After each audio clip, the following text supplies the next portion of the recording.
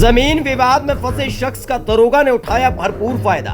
पहले खिंचवाई सिंघम स्टाइल वाली फोटो, फिर ऐंठ लिए 1.5 लाख। इंसाफ न मिलने पर पीड़ित ने उठाया ऐसा कदम, खाकी वालों के हलक तक आ गया दम। पूरे बस्ती में मच गया हड़कंप। तन पर खाकी, कांधे पर चमचमाते 2 स्टार और अंटी में घोष रखी है सरकारी रिवॉल्वर। ये है बाबा की पुलिस के दरोगा राहुल गुप्ता। जानते हैं काम क्या है? काम ये कि जनता को इंसाफ दिलाए। लेकिन आरोप है कि फोटो खिंचवाने का बाबू साहेब को बड़ा शौक है और रुपयों से बेइंतहा प्यार।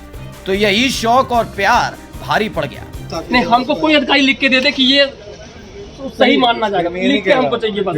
मैं हाई कोर्ट तक लड़ूंगा, सुप्रीम कोर्ट तक लड़ूंगा, लेकिन लड़ूंगा मैं। सफर करने का नतीजा आज तक चाहता। 4 साल में मैंने कभी आज तक आरोप नहीं लगाया 4 साल में सर, लेकिन आज मैं कैसे कर दूंगा? और विवेचक ऐसे फल लगाते जाएंगे सर? अरे ऐसा थोड़ी होता है, बार-बार फल लगता है, ऐसा नहीं होता। सब सामने रखा है, सीजीएम साहब होता है, जहाँ वहाँ से मैं आदेश करा के लेके आया तो वहाँ से मैं दिया था ले जाके कोर्ट में। ये शुभम कन्नौजिया है जो बस्ती के पुरानी बस्ती थाने पर जब अपने बच्चे के साथ पहुंचे तो पूरा थाना एक पैर पर खड़ा हो गया। वजह ये कि शुभम के हाथ में था फांसी का फंदा, जो वहीं उसी जगह थाने में लगाकर सुसाइड करने के लिए लेकर गए थे। लेकिन पुलिस वालों ने रोक लिया, पहले हिरासत में लिया। लेकिन जब शुभम ने दरोगा राहुल गुप्ता की कारस्तानी सुनाई तो खाकी वालों के पैरों तले जमीन खिसक गई। गलत जो है राहुल गुप्ता की। सबसे बड़ी बात यह है, मैं मुकदमा राहुल गुप्ता पहले हमारे दक्षिण दरबार चौकी इंचार्ज थे, लेकिन सबसे बड़ी वही विवेचक भी थे। सबसे पहले ये है, जो उसके बाद ये हुआ कि मतलब कहें कि ठीक है तुम्हारा विवेचन आ गया है, कुछ खर्चा लगेगा, मुझे पैसा दो। मैं पहले दिन में उनको 50,000 रुपया दे दिया।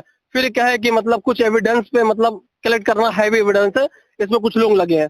तो मैंने उनके बंगले पे मेरा सीढ़ियां निकाली, सब कुछ निकालिए, उनके रूम में जाके मैंने उनको 1 लाख रुपया और दिया, कैश दिया, हर पैसा कैश दिया। पूरा टोटल डिमांड जो था, एविडेंस बिल्कुल है, एविडेंस का रिकॉर्डिंग है। मैं आपके घर पे पहला कॉल पे मैंने कम से कम 50 से 70 कॉल किया, नहीं उठाए, व्हाट्सएप कॉल किया, नहीं उठाए, मैसेज डाला, नहीं उठाए। उसके बाद भी जब मैं जाके परशुरामपुर थाना तक चला गया, मैं कहा सर मुझसे बात करें, मेरा फोन स्विच ऑफ करके बात करिए, मैं ऐसा लड़का नहीं हूँ सर, मैं अपने पिता के लिए बस आया हूँ। हेलो, हाँ नमस्ते साहब। अरे नमस्कार, हम बोले हैं कि हम आएंगे तो आपसे मिलेंगे। अभी मैं दुर्गा जी से बात किया, हम बोले अरे आपके घर आ जाएंगे जी। टेंशन ले रहे हैं?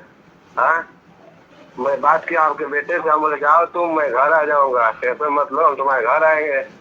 ऐसा थोड़ी ना है यार, हम ऐसे नहीं, फोनवा किए 2-3 बार तो आपका उठा नहीं, तो हमको फिर वाइफ वाले से मिलाए। ना हमें बताया भी तो ना, हम आएंगे तो आपसे मिलेंगे, हम आपके घर आके मिल लेंगे। ऐसी बात है तो आपके मन में ऐसी दुर्गा है तो हो शैलेंद्र साहब से, मैं आके शैलेंद्र साहब से मिल के आपका करा।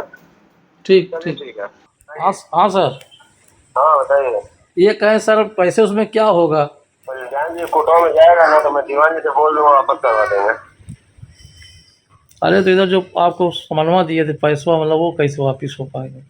दरअसल शुभम के पिता दशरथ ने दयाराम नाम के शख्स से 1997 में एक जमीन का बैनामा कराया। सब ठीक ठाक चल रहा था। अचानक ही दयाराम की मौत के बाद उसके बेटे रमेश ने इस बैनामे को फर्जी बताकर शुभम के पिता पर केस दर्ज कर दिया, जिसमें दशरथ को 2 साल जेल में भी रहना पड़ा। जब शुभम ने अपनी तरफ से जांच की तो पता चला कि दयाराम के बेटे रमेश ने अपने पिता की मौत की तारीख को लेकर ही बड़ा खेल किया। एक जगह 1975 में मृत्यु होना बताया तो दूसरी जगह 1984 में मौत की तारीख दर्ज कराई है, जिसके बाद शुभम ने साल 2022 में रमेश के खिलाफ धोखाधड़ी का मामला दर्ज कराया। लेकिन जितनी तत्परता शुभम के पिता की गिरफ्तारी और जेल भेजने के लिए पुलिस ने दिखाई, उतनी तत्परता शुभम की शिकायत पर नहीं दिखी। 7 साल बीत गए, वो लोग अपनी जमीन नहीं खोजे। 2017 में वो लोग जमीन खोजना शुरू किए। रमेश पुत्र दयाराम, उनके लड़के, वो तो मर चुके जो हमको लिखे थे, उनके लड़के और उनके नाती शिवचरण सनाफ रमेश। उसके बाद मुकदमा किया, मुकदमे में लिखा कि मेरे पिता की उम्र 1975 के आसपास हो चुकी है।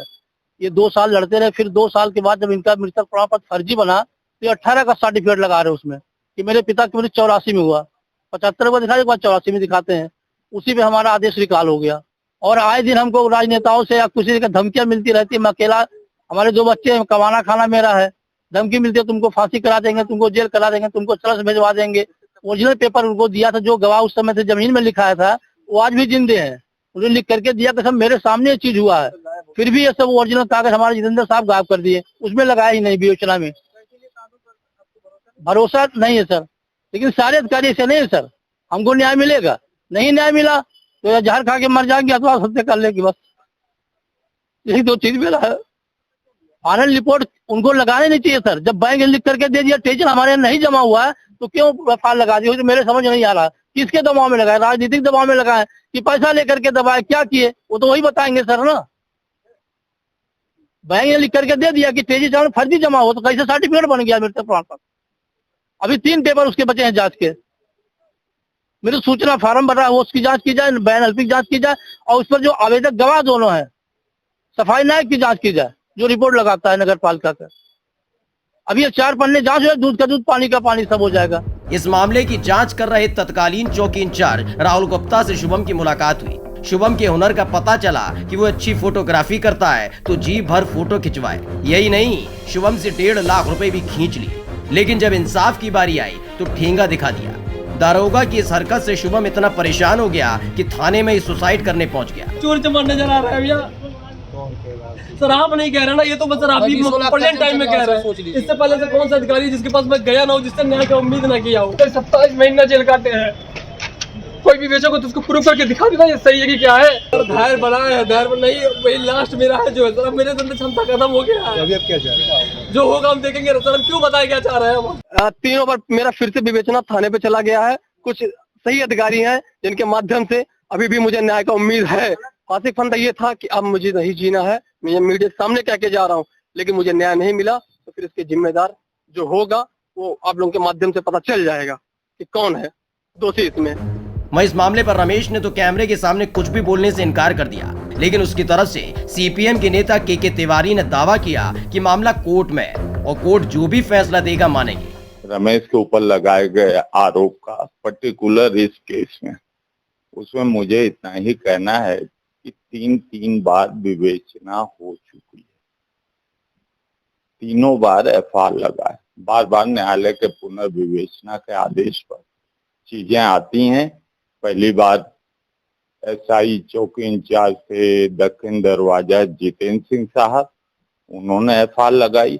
दोबारा ये जांच दी गई पुनर्विवेचना का आदेश होने के बाद क्राइम ब्रांच बस्ती को, क्राइम ब्रांच ने एफआईआर लगाया। तीसरी बार पुनर्विवेचना का आदेश हुआ तो राहुल गुप्ता साहब ने चौकी इंचार्ज थे, इन्होंने एफआईआर लगाई। तो अगर 3 बार किसी प्रकरण में एफआईआर लगती है तो क्या सही है क्या गलत है, इन न्यायिक और पुलिस एडमिनिस्ट्रेशन के अधिकार क्षेत्र का मामला है। उस पर मेरा कुछ बोलना है या रमेश का बोलना है, सुचरण निषाद का बोलना जो उनका बेटा है उचित। इधर शुभम के सुसाइड वाले कदम से पुलिस महकमे में हड़कंप मच गया। फिलहाल डीएसपी सत्येंद्र भूषण तिवारी ने शुभम की शिकायत पर ठीक से जांच न होने और दरोगा पर रिश्वत के आरोप लगने की जांच का भरोसा दिया है। शुभम के पिता द्वारा एक बैनामा जमीन ली गई थी जिसमें दोनों पक्षों के बीच इसको लेकर कोर्ट में मुकदमा चल रहा है। इसमें पूर्व में भी राजस्व परिषद द्वारा जांच की जा चुकी है और दोनों पक्षों का अभियोग न्यायालय में विचाराधीन है। पुलिस द्वारा इस संबंध में एक अभियोग जो शुभम द्वारा पंजीकृत कराया गया था उसकी विवेचना की जा रही है, जिसमें निष्पक्षता और तथ्यों के आधार पर विवेचनात्मक कार्रवाई के लिए विवेचक को आवश्यक निर्देश दिया गया है। जो भी उसमें साक्ष्य होगा उस आधार पर विवेचनात्मक कार्रवाई करके प्रकरण का निस्तारण कराएगा। कल तक बाहों की तह बनाकर खुद को सिंघम समझ रहे दरोगा राहुल गुप्ता इस तस्वीर को देखकर बड़े गुदगुदाते होंगे, लेकिन सोचा नहीं होगा यही तस्वीर उनके लिए आफत बन जाएगी जो पीड़ितों को परेशान करने की उनकी हरकतों का खुलासा कर देगी। ब्यूरो रिपोर्ट, स्काई न्यूज, नया भारत। Gajendra filling station CNG gas station का ऑनलाइन पाइपलाइन हाई प्रेशर के साथ सभी सम्मानित ग्राहक सीएनजी शुद्ध माप के साथ सेवा का लाभ उठाएं। डीजल, पेट्रोल, सीएनजी शुद्ध नाप, सही माप, 100% शुद्धता की गारंटी, 24 घंटे सेवा उपलब्ध। पता है भुवर निरंजनपुर, महसो रोड, जेल गेट के सामने।